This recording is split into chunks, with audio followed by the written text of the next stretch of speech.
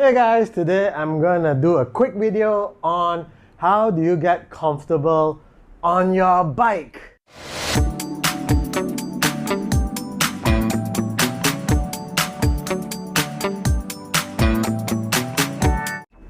So today's video is brought to you by RedWhite bib, which is the long distance bib that I choose to use, okay? So RedWhite bib, even though yes, they sponsored this video, I'm not being biased. I've been using RedWhite bib way before I did YouTube. I've been using them for almost 4 years. I've been using them even before the founder even knew about me. And to be honest, most of my friends even use RedWhite, and it's just one of those bib that just works for us. So today I'm going to talk about how do you get comfortable on the bike, which is probably one of the most commonly asked questions, okay? So I'm going to try to cover to you. By the way, I am not a bike fitter professionally. I have no idea whether what I'm doing is scientifically correct or not, but what I've done so far seems to work for me, and based on what I did in many research online, okay? So I'm going to try my best to explain to you in the most layman way, and also I'm going to try to help you guys to get comfortable on the bike without spending any more than you need to. That is with condition that you already bought the bike that is already the correct size for you, okay? To get a correct size bike for you is the reach and the stack height. Okay, so if the bike fits, if the shop sold the bike to you and the size is more or less correct, there are just some basic adjustments you need to do on the bike to get comfortable. So check out this video, share, like, subscribe. Let's go! It's this, to get comfortable because you already bought the bike. Okay, you've been cycling, you get back pain, wrist pain, leg pain, knee pain, toes pains, butt pain, all the pain in the world. Bear in mind one thing, if you just started cycling or you've been cycling quite a while or whatever, right? Bear in mind one thing, anything that you change on the bike, do it very marginally. Don't change 1 cm, 2 cm, 3 cm. Change like 3 mm, 5 mm, okay? Because a small slight adjustment will help you a lot, okay? And also when you do adjustment, also make sure you have a torque wrench, get the correct tools to open and close, to lock and unlock the screws. You do not want to spoil, especially if it's a carbon frame, it's very fragile. Get a torque wrench. And right now, I'm going to help you to try to get comfortable on a bike without spending any more that you need. But there is one thing that you still might need to spend, just maybe a bit, okay? So let's start off the most basic thing. Oh, my glove dropped. So let's start off with the most basic thing about bike fitting, okay? The number one thing that I feel that you should get is a proper pair of pants. This is a RedWhite, the bib, Stealth. Stealth means it's all black, right? One thing I like about RedWhite bib is because I find the padding not too thick and wide enough, and it just works for me. I don't really get that much numbness in my butt because the blood circulation still works well, right? Again, that doesn't mean that you still won't get butt pain, okay? You will still get a bit, but not a lot lah, okay? Normally, I will probably get a bit of butt, and my butt's going to be uncomfortable depending on the intensity I'm riding, but maybe about 80 km or 100 km, I'll feel slight discomfort, but mainly because I've been on the saddle too long, like 4 hours or 3 hours.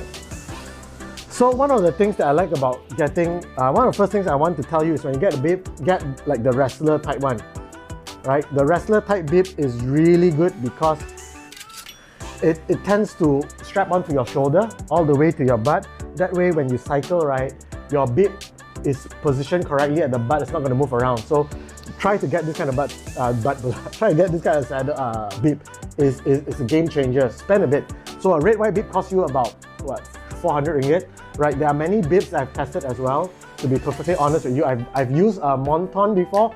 Monton bib, their better ones are about 250 ringgit. They work decently well as well. Okay, you can try them out. But so far, if we talk about cycling for 6 hours, right, or 5 hours, which normally what my group normally do, I tend to just stick to my RedWhite bib, and so does many of my friends now, okay? So, bib done. So next thing, let's talk more about bike fitting rather than the apparels, okay? So now that you've chosen a proper bib that you feel you're comfortable with, okay, but bear in mind that cycling is, especially if you're new at it, right, you have to take note that you have to spend more time on the saddle to get comfortable because you're probably new at it, your muscles aren't developed yet. And like one of my friends told me that if your butt hurts, it probably just means that you have not ride enough. So if you cycle enough, your muscle, your legs, your body is adjusted to long distance cycling and all, you will be comfortable already, right? You just need to adjust yourself to the bike. Because cycling is a whole new dynamic. You've probably never cycled before long distance. So get used on the bike, spend more hours on the bike, okay? So bib covered, spend more time on the bike, cycle more, and you get comfortable naturally, okay? Another thing that I'm going to cover from top to bottom. It's not going to be very structured, but I do my best lah. Oh, another thing that I feel is important to do bike fitting is do it at home, do it at the comfort of your own house. It's good to get an indoor trainer like this. Like right now, I'm using an Elite Suito. It helps me a lot. I noticed that when I am cycling, right, when I have an indoor trainer, it's so easy for me to adjust my saddle height, my position in the hood, right, in the drops. I can do a lot of minor adjustment because I can just do it in my house. I can just like cycle, and I feel that okay, I can do some adjustment on the go in my house. I don't need to bring to a shop or whatever, or I don't need to be cycling outdoors, you know. So get an indoor trainer, that helps a lot. So do it at home, cycle for about an hour, okay? 20 minutes on the saddle, and if it already hurts, something is wrong, because cycling shouldn't be painful. Listen to your body. Your body is the best guru for your bike fit, right? Your body is the best computer in the world telling you what's comfortable and what's not, okay? Okay, the next thing is this, your saddle, right? This is how I'm using a Shimano Stealth saddle, and if you look at the shape of it, this is the width end to end. So you need to measure your sit bone so that you know what's the proper width to buy lah. Okay, now naturally when you sit down, right, your sit bone will be in contact around this area here. And as you lean forward towards an arrow position, your sit bone will then roll towards the forward area here. So this area here is very important for you to support your cycling position. Okay, even though you look at the saddle, you know, it's thin, it's hard, you know, it's not the most comfortable thing in the world. Trust me, it is the most comfortable thing in the world. Mainly because that when you cycle, right, especially when doing long distance, right, you don't want a saddle that's too flush and soft and all. It's actually end up blocking all your blood vessel, and that's when you get numb butt, right? Because there's no good blood circulation. So you need something that's more rigid and solid, but still a bit of comfort and a bit of flex. This is a 100% carbon saddle, right? It's very stiff and it's not as comfortable as the previous one. If you want something more compliant, get the titanium rails with a bit of polycarbonate carbon plastic here, which is then it'll be more comfortable and more flex, right? So saddle is important. Get the correct width and shape. To be honest with you, saddle, this is probably, I get 85-90% comfort from this saddle. I still feel there's 100% comfort saddle out there. I have not discovered it yet. Hopefully one day I get to test more saddles and get it. This is my number 6 saddle I've tested for the past 6 years of my cycling. So far I've been using Shimano Stealth saddle for 3 years, and I haven't tested other saddles yet, but I've tested a lot, San Marco and all. But this works for me. Might not work for you, you need to explore yourself, okay? Saddle is probably something that you need to keep on buying. If possible, get the shop to recommend, and if there's a loaner set, get it from them, okay? One thing you also need to know is the saddle tilt at front and back, okay? So let me try to explain to you what it does. Let's talk about saddle height. So saddle height is pretty straightforward. When your leg is down, you need to have a small bend here. If you look at it, it's actually bent. It's not entirely straight like this. If your leg is straight, not good. It has to have a slight bend, and your feet, to a certain extent, the bottom part of the feet should be flat or flush. That's number one, okay? To do a proper saddle height, a cheat to it is actually this. Unclip your shoe. Oh, I nearly fell down. Okay, put your heel on the pedal and pedal backwards. Okay, and then you try to see is your body rocking a lot. You know, make sure that you are not stretching too much. It should be something that is quite comfortable when you're pedaling with your heel. That is probably one of the easiest way to check your saddle height. Okay, that's number one. Once you get it right, then your saddle height is almost there, right? But as you cycle 1-2 hours, and if you feel that you want to adjust up and down, feel free to adjust it, okay? But don't do much adjustment, because once you get the height, it's almost there already, okay? That's the height.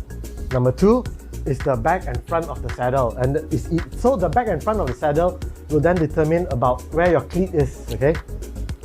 So cleat, of course, if you look at my shoe, I'll do my best to explain it to you as possible, okay? So if you look at my shoe here, okay, all cleats have a little marker here, right? This, I'm using a Shimano cleat. If you use a cleat that is the look one also, you see a small little marker in the middle here. That's the center point of the cleat, and this cleat is supposed to be connected to your ball of your feet. So let me show you how it looks like. Look at my feet here. By the way, this is a defeat socks. I like defeat socks because it's very cooling and it's very lasting and steady. Okay, so anyway, there is a bone here and a bone here.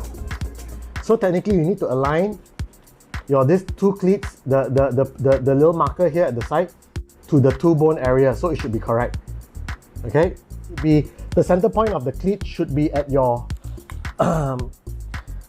ball area of the feet. Okay, but bear in mind this. I think one of the most common problem that cyclists get is this. They feel that when they cycle too long, their toes hurts, get numb or whatever during cycling. It's because I've discovered that when your cleat is right under the ball, which is the best power transfer, you get the fastest energy there, but it tires your toes a bit too much. What I did was, and this is what I learned from a bike fitter in Australia, what I learned was the cleat position, I push it behind the ball of my feet here. Just push it a bit, like about 3 mm, right? Once it goes behind the 3 to 5 mm, once I go behind the ball of the feet when I pedal, I feel that I'm more comfortable and more stable, and my toes doesn't tire and I don't get any numb toes anymore. So that's probably one of the best tips I can give you right now. Any of you have any toe pain, push your cleat back. Okay, now next thing.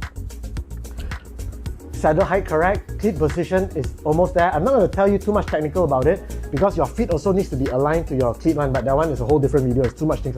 I just want to try to get you comfortable, okay? So now your saddle height is correct. Your saddle, now it's your saddle front and back, okay?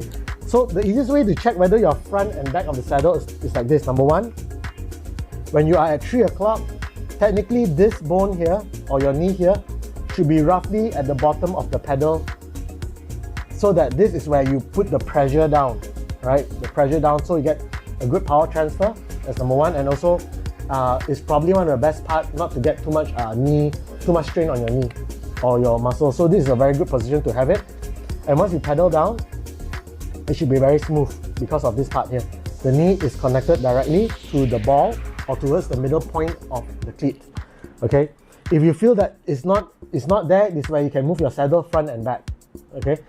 So when you move your saddle front and back, also make sure that your hand position is like this and slightly lowered. If you look at it, it's a slight bend here. I don't have it stretched like this. I noticed some bike fitters, some cyclists who buy their bike, when they sit on the saddle, right, their hands are so far out. When it's so far out, meaning they're going to put a lot of pressure on their back as well as on their shoulder. So try to move it back a bit. So the way to move it back a bit is you probably need to change your stem, or your bike fit is wrong already, or the bike size is wrong already. So bear in mind, it should be, your weight should be able to put on your handlebar here, slightly bend here, and slightly bend towards here.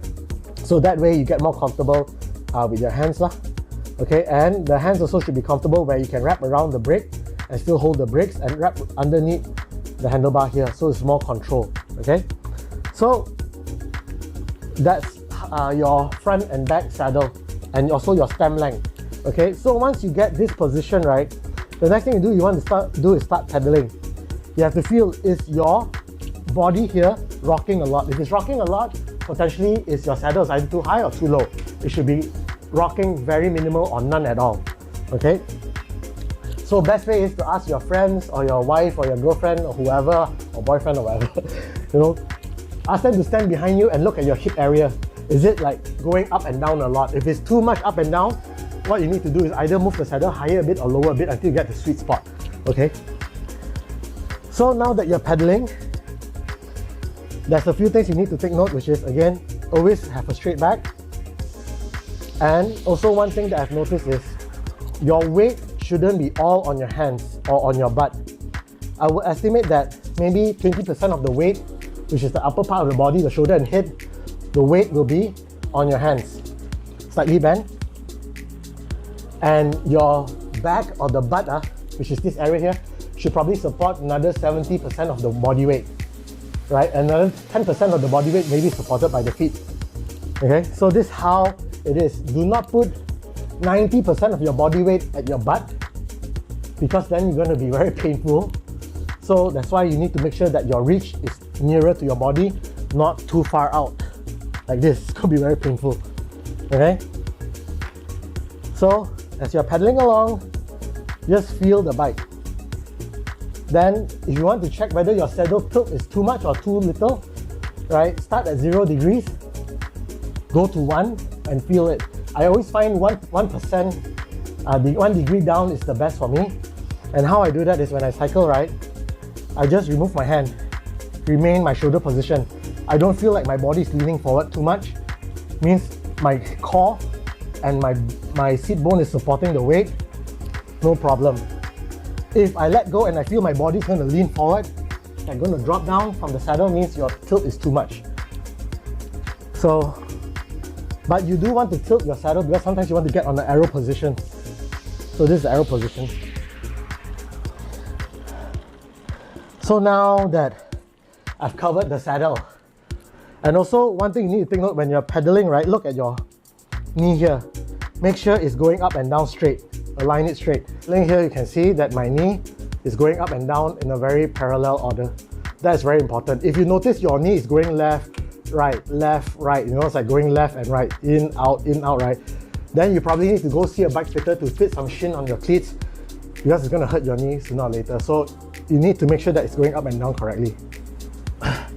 So some of this thing I'm guiding you is based on what you have. If you still feel that's a problem, this is a very basic bike fit solution that I've used. If you still find that's a problem, probably need to go a professional bike fitter because then they'll be able to sell you some shins, stem, saddle, and they'll help you to get more comfortable on the bike because I'm trying to help you based on what you have. Okay, one thing I've learned about gloves, right? I feel that the gloves that are not too heavy padding seems to be the most comfortable glove.